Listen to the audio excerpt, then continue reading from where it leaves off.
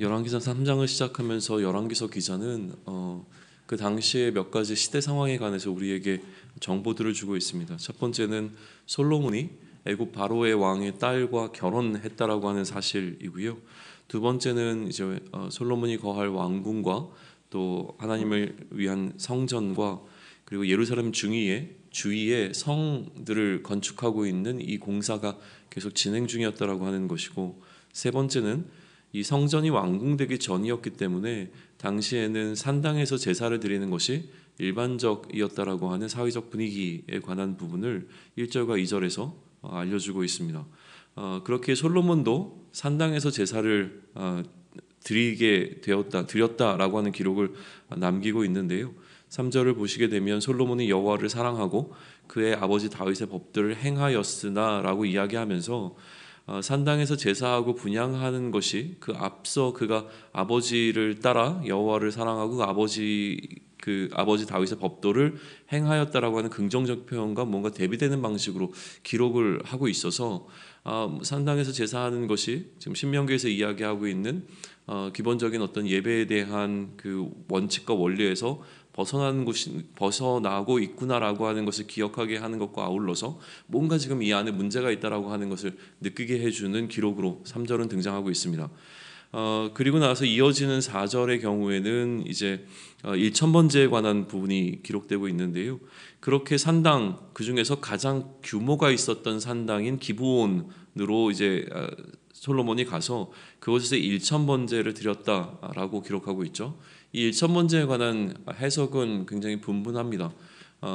한 번에 한 제물을 드리는 것을 1,000번에 걸쳐서 드렸는가, 아니면 한 번 제사를 드릴 때 1,000 제물을 드렸는가라고 하는 가장 큰 두 가지 이슈가 이제 팽팽하게 좀 대립되어지고 있는데요. 어떤 방식으로 1,000번제를 드렸느냐라기보다 어쨌든 1,000번제라고 하는 것이 드려졌다라는 사실이 훨씬 더 중요하죠. 좀 경계해야 될 것은 이 1,000번제가 한국교회 안에서 굉장히 안 좋은, 소위 얘기하면 이제 헌금을 더 내도록 하는 방식으로 지나치게 강조되어 왔다라고 하는 부분인데, 이 부분에 대한 부분만 좀 우리가 유의하고 넘어갈 수 있다면, 이것이 무언가 하나님께서 1,000번제를 정성스럽게 여기신다라고 하는 방식으로 해석되어져서는 이제 안 될 부분이겠죠.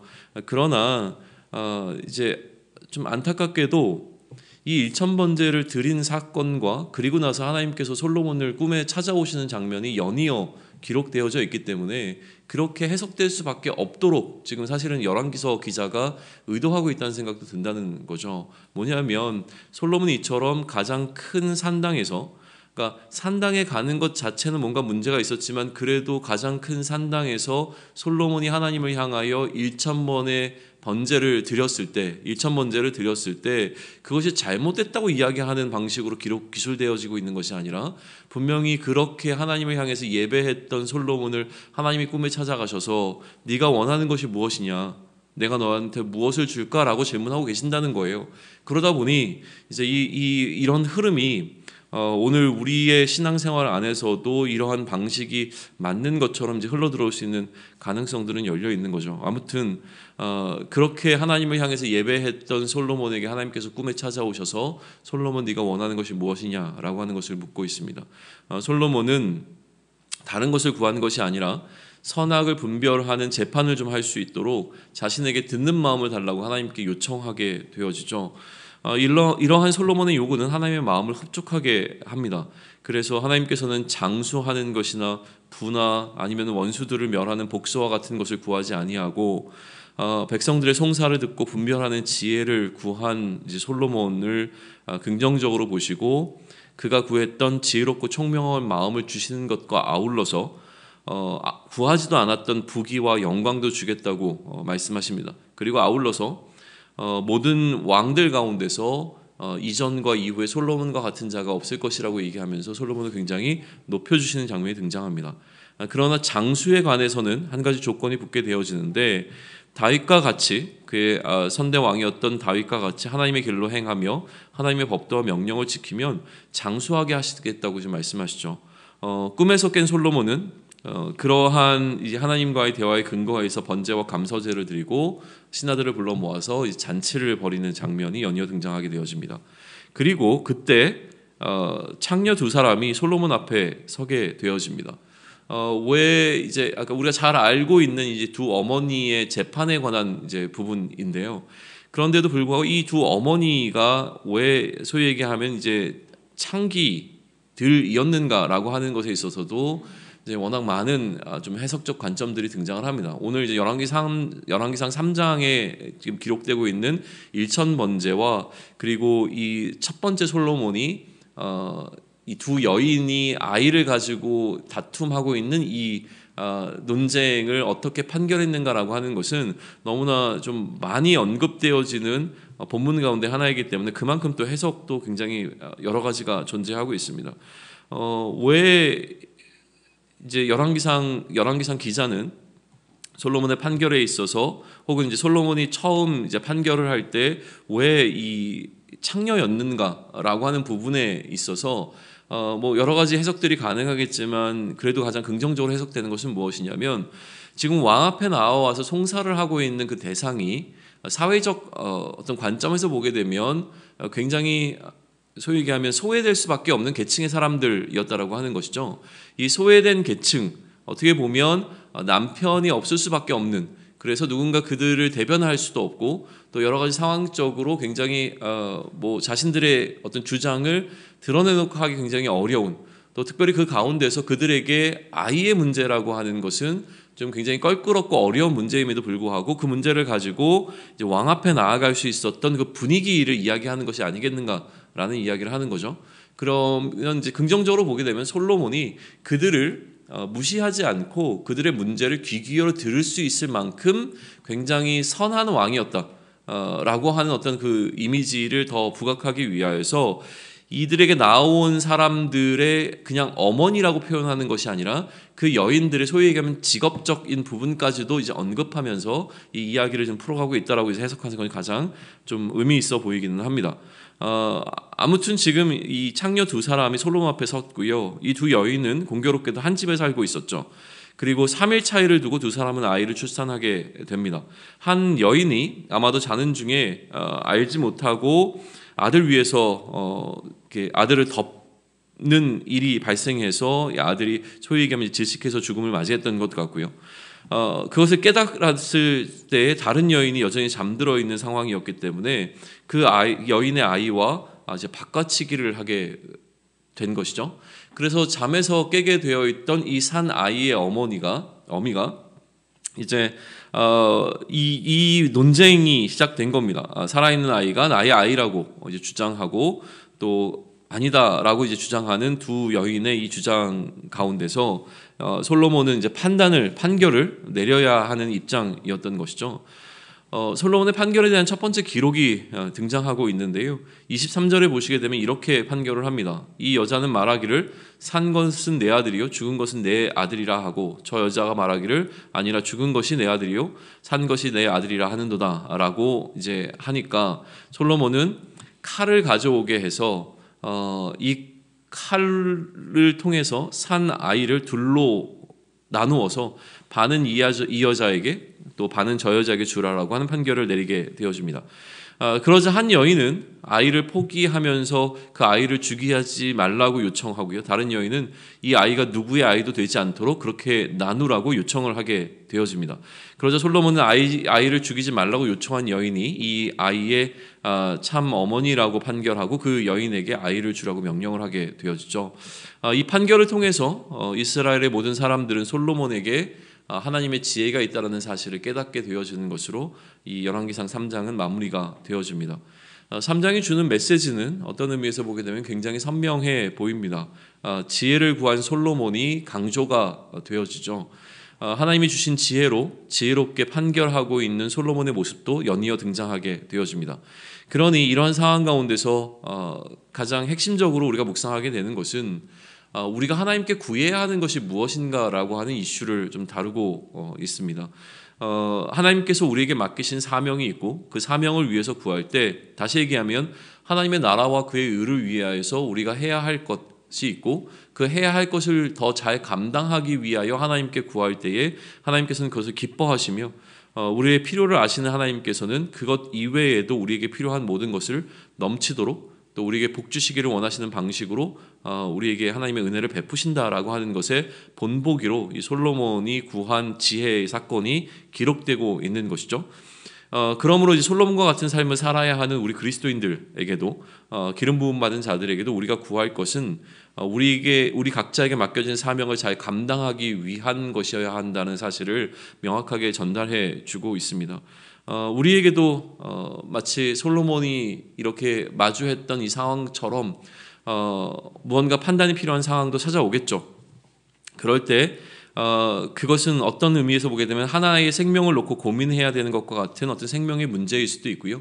그렇게 중요한 문제는 아니지만 여전히 우리는 하나님 앞에서 또 우리의 삶 가운데서 우리가 감당의 사명 가운데서 무언가 판결을 내려야 될 상황들이 반드시 찾아온다라고 하는 것이죠. 그러면 이 상황 가운데 하나님의 지혜가 우리에게 있기를 간구하는 것이 이 열왕기상 3장이 우리에게 주는 가장 분명한 메시지 가운데 하나일 겁니다. 어떠한 상황 가운데서도 하나님의 지혜가 우리에게 있음으로 말미암아 하나님의 지혜로 나의 삶을 판결하고 판단하고 나아갈 수 있기를 간구하는 것, 이것이 굉장히 중요한 이슈 가운데 하나일 겁니다. 그런데요, 3장을 계속 묵상하면서 어제 2장과 마찬가지로 계속되어지는 질문이 하나 있습니다. 그것은 무엇이냐면 상당히 애매하다라고 하는 부분들이 이 3장 곳곳에서 등장하고 있다라고 하는 거예요. 3장은 전반적으로 솔로몬에 대해서 긍정적인 분위기 가운데 기록해 나가고 있는 것은 분명합니다. 그런데 그 안에 여전히 무언가 부정적인 요소들이 이제 잠재적으로 들어있는 것을 우리는 계속 보게 되고 이것이 마음을 좀 불편하게 하는 상황으로 연달아 가고 있다라고 하는 것인데요. 예를 들면 솔로몬이 애굽 바로의 딸과 결혼했다는 사실에 대해서 아직 열왕기상 기자는 이것이 옳다 그르다라고 하는 평가를 내리고 있지는 않지만 그 사실을 언급하고 있다라고 하는 겁니다. 솔로몬이 지금 왜 바로 애굽, 소위 얘기하면 이방의 여인과 굳이 결혼을 했어야 했는가라고 하는 것은 정치적 이유로밖에는 해석이 안 되는 부분이긴 하는데요. 이것이 이제 앞으로 솔로몬에게 어떠한 영향을 미치게 될 것인가에 있어서 무언가 불안한 느낌을 주고 있는 것은 분명하다라고 하는 거예요. 하나님의 사람이었고 하나님의 기름 부음 받은 자가 이제 자신의 결혼의 상대자로 애굽이라고 하는, 그것도 애굽과의 역사적 관계를 살펴보게 되어지면 굳이 그렇게 했어야 됐을까라고 하는 생각이 들 정도의 어떤 그 결혼을 진행했다라고 하는 사실이 지금 너무 쉽게 기록되고 있다는 거죠. 그러니까 이 기록이 있는 부분들이 일단은 무언가 솔로몬에 대한 태도의 평가를 내릴 때 애매하게 만드는 것이 된다는 것이고요. 아까도 잠깐 언급했지만 하나님을 예배하는 장소가 하나님께서 지정하신 그 장소가 아니라 지금 산당이라고 하는, 소위 얘기하면 곳곳에 흩어져 있는 그 산당 가운데서 한 곳에서 지금 제사를 드리고 있다는 것도 사실 율법적으로는 맞지 않는 부분이거든요. 그러니까 이러한 맞지 않은 행위를 한 솔로몬에 대해서 우리는 무언가 이러면 안 되는데라고 하는 마음이 들어오게 되어지는데, 문제는 무엇이냐면 이렇게 무언가 애매한 마음을 갖게 될 때에 이것을 긍정적으로 기록하지 않고 있는 것은 또 분명한데, 그런데 문제는 하나님께서 이러한 상황 가운데서 솔로몬에게 찾아가셔서 꿈속에서 솔로몬과 대화하시고 솔로몬에게 복을 주시는 흐름이 이제 연이어 등장하고 있다는 사실이에요. 명백하게 지금 솔로몬은 무언가 하나님 앞에서 잘못을 범하고 있는 것처럼 기록되어 나가다가 그럼에도 불구하고 하나님께서 솔로몬을 위해 주시고 계시고 솔로몬이 다른 어떤 왕보다도 탁월한 왕이라고 하는 이 사실을 뭔가 얘기해 주고 있는 이 장면이 뭔가 좀 불편함을 주고 있다라고 하는 것이죠. 아울러 아까 이야기했던 솔로몬의 일천 번제에 관한 부분도 굉장히 어려운 부분입니다.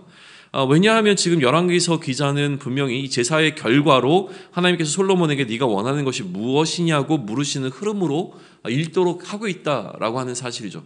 그렇게 보게 되어지면 당연히 이 일천번제가 어떤 것이라고 해석하느냐는 뭐 여러 가지 다양한 해석이 있겠지만, 우리가 하나님께 제사를 드리면 그때서야 하나님께서 이 제사를 통해서 네가 원하는 게 뭐냐라는 방식으로 물으시는 그러한 어떤 다른 신들과 거짓 신들과 동일한 방식의 하나님으로 지금 이해될 수 있는 여지들이 남겨져 있는 것이 이 열왕기상 3장이 갖고 있는 굉장한 애매함이라고 하는 부분입니다.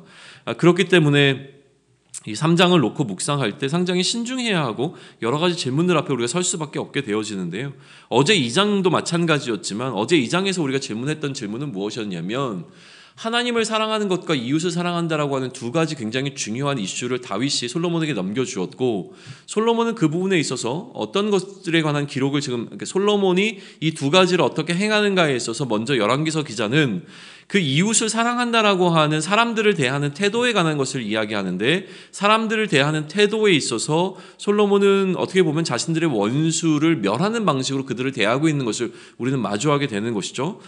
그것이 이제 구약적 개념 속에서 우리가 한계를 감안하고 묵상을 한다고 하더라도 여전히 우리가 받아 안고 있는 원수를 사랑하라고 하는 어떤 그 개념 속에서는 굉장히 해석하기 어려운 불편함이 있는 부분이었다라고 하는 사실이에요. 그렇다면 이제 오늘 3장에서도 마찬가지로 지금 이 3장에서 보여주고 있는 솔로몬의 이 모순되어지는 두 가지 태도, 이방 여인과 결혼을 하거나 아니면 산당에서 제사를 드리는 것과 같이 명백하게 하나님의 율법을 어기고 있는 솔로몬의 모습과, 아울러서 하나님을 향해서 그가 할 수 있는 최선의 정성을 다하고 있는 솔로몬, 또 그를 축복하시는 이제 하나님, 또 하나님을 향해서 그가 구해야 될 것들 가운데서 그의 욕망을 채우는 방식이 아니라 하나님께서 그에게 맡기신 사명을 잘 감당하기 위하여 하나님을 위해 간구하고 있는 솔로몬의 이러한 태도, 어떻게 보면 이제 다양한 측면들이 담겨져 있는 이 솔로몬의 모습을 과연 우리는 어떻게 해석해야 될 것인가라고 하는 이 애매함과 불편함 가운데 3장을 우리가 묵상해야 한다는 사실인데, 이것을 그대로 무리하게 해석하려기보다 이 애매함 자체를 묵상하기를 좀 제안을 드리는 거예요. 왜냐하면 어떤 의미에서 보게 되면 우리의 삶이라고 하는 것이 또한 이러한 애매함으로 가득 차 있기 때문이라는 생각을 하게 되어집니다. 나의 삶이 굉장히 명확하게 해석이 되어지고 나의 삶이 내 안에서 분명하게 용납되어지고 해석되어지기보다는 오히려 그럼에도 불구하고 굉장히 애매한 상태에 놓여 있는, 다시 얘기하면 소위 얘기하면 이제 양다리를 걸치고 있다거나 아니면 여러 가지로 명확하지 않은 행동을 보이고 있는 나의 삶의 태도가 있다라고 하는 사실을 우리는 들여다볼 수 있는 거울이 되기 때문에 그렇습니다. 우리는 솔로몬이 애굽의 여인과 바로의 딸과 결혼할 정도의 정치적인 태도를 보이고 있는 측면이 우리에게도 있다는 사실을 좀 인정할 필요가 있습니다. 우리가 행동하고 결정하는 것이 하나님의 나라와 하나님의 의를 위해서 결정하고 행동하기보다 굉장히 많은 부분에서 사실은 나의 이익을 추구하고 그런 의미에서 정치적으로 이 상황들을 대하고 있다라고 하는 사실을 인정할 수 있으면 좋겠습니다.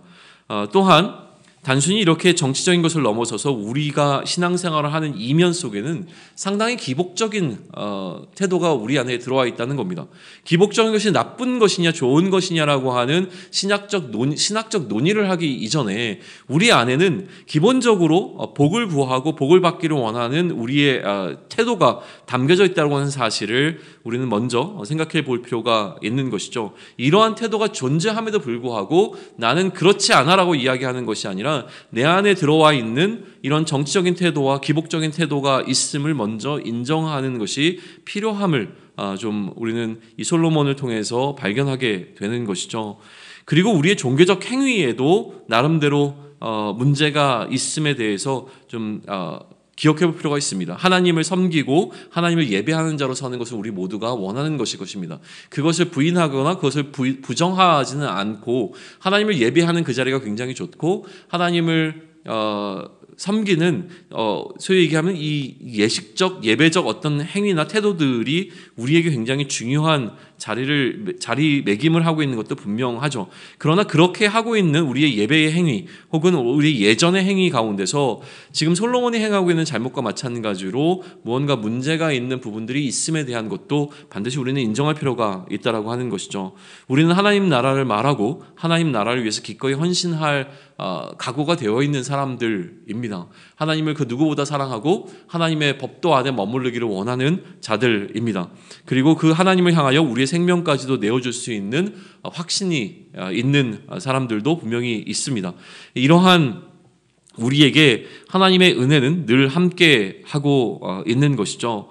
그럼에도 불구하고 솔로몬을 통해서 기름 부음 받은 자에게 있는 모순된 태도를 묵상하게 될 때에 이 솔로몬을 향해서 던져지게 되는 물음표들이 그처럼 하나님을 향해서 헌신하고 하나님을 향해 나의 믿음을 고백하고 있는 나의 삶 가운데서도 여전히 존재하고 있다는 사실을 발견하게 될 때에 솔로몬을 바라보고 솔로몬을 평가하는 시선으로 나 자신을 바라볼 수 있고 그것을 통하여 내 안에 존재하고 있는 모순들을 우리가 발견해낼 수 있다면 내가 나에게 지나치게 관대하고 긍정적일 수밖에 없는 왜곡되어 있는 시선을 바로잡고 내 안에 균형을 맞춰갈 수 있는 힘이 생길 거라는 생각을 하게 됩니다. 솔로몬이 지금 이야기하고 있는 이 지혜는 다른 사람들의 송사를 해결하기 위한 지혜였겠지만 오늘 우리가 구해야 될 지혜는 결국은 나 자신에 대한 평가를 내가 왜곡되어지게 하는 것이 아니라 분명하게 또 온전하게 나 자신의 문제를 판결하고 그 판결함을 통하여서 나의 문제되어지는 부분들을 새롭게 할 수 있는 지혜를 구할 수 있기를 원하고요. 그 지혜를 통하여서 내 주변에서 펼쳐지게 되어지는 내 상황 가운데서 펼쳐지게 되는 모든 그 일들 가운데서 하나님의 지혜가 나에게 있음을 주변에 있는 사람들에게 드러내는 것을 통하여 사람들로 하여금 궁금증을 유발할 수 있으면 좋겠고요. 나의 이러한 지혜 있음에 관해서 사람들이 질문할 때에 그것이 하나님으로부터 온 것임을 우리가 기꺼이 드러낼 수 있는 그러한 하나님의 증인된 삶을 살아갈 수 있는 저와 여러분이 되기를 축원합니다. 아멘.